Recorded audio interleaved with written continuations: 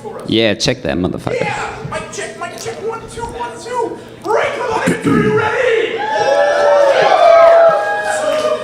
Ladies and gentlemen, Jared Roehrig with Indoor in 3, 2, 1, begin.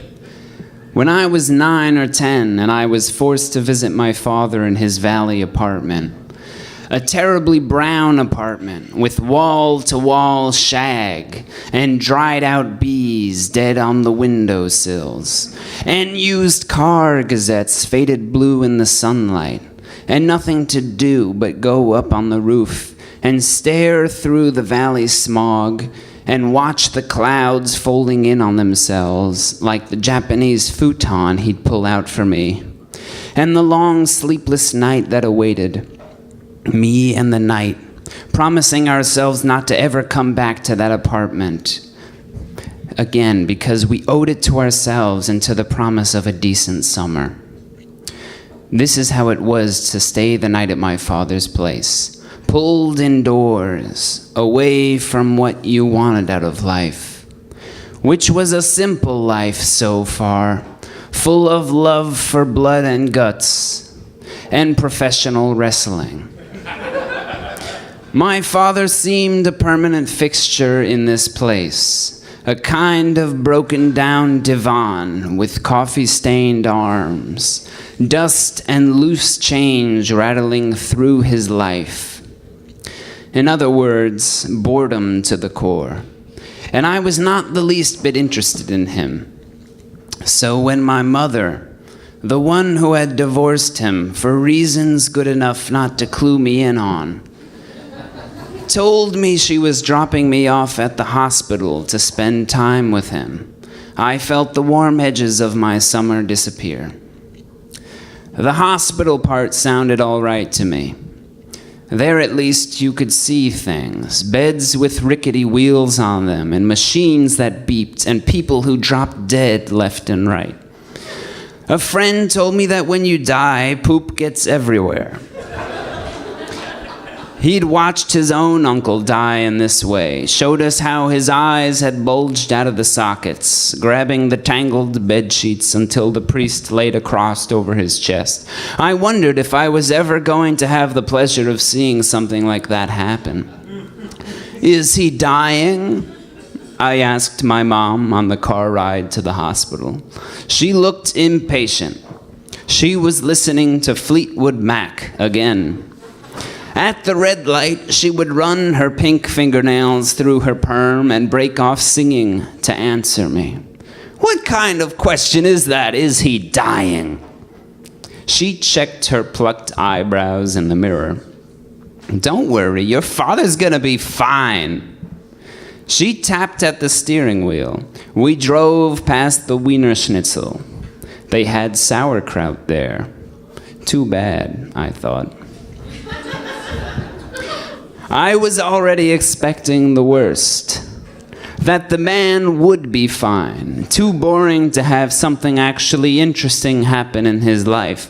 Like having a leg sawed off. Or one of those bags of flesh that grow off some people's faces. The kind I'd seen in the donut shop parking lot that time. And which I from then on pictured every time I bit into a jelly donut. No. The man would be woefully healthy, and I would have to endure. A whole afternoon of enduring, without anything real ever happening. An afternoon that would be better spent rewatching the famous WWF battle of Tatanka versus Yokozuna on VHS. Labeled on the shelf with nothing but 3 black exclamation marks. The idea of my father weighed heavily on my mind. I could already picture him sitting there in the waiting room, small-talking it with a fat lady, doing his crossword puzzle, mouthing the answers in a whisper, a fucking bastard, the way he mouthed the answers to no one.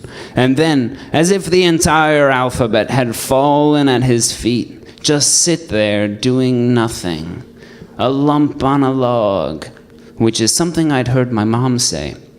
How do they ever get stuck with that lump on a log? But why, Ma? Why do I have to visit him? In her panic, she grabbed the empty cassette case for rumors, and with an expert movement, flung the clear plastic thing directly at my face. I caught Stevie Nicks right in the forehead. I cried out in pain, but my mother relented. Because I'm gonna put you in the hospital myself, you little shit. He was in gastro on the 5th floor. The nurse sent me directly to his room. On the way over, I scanned the open doors for any potential signs of death.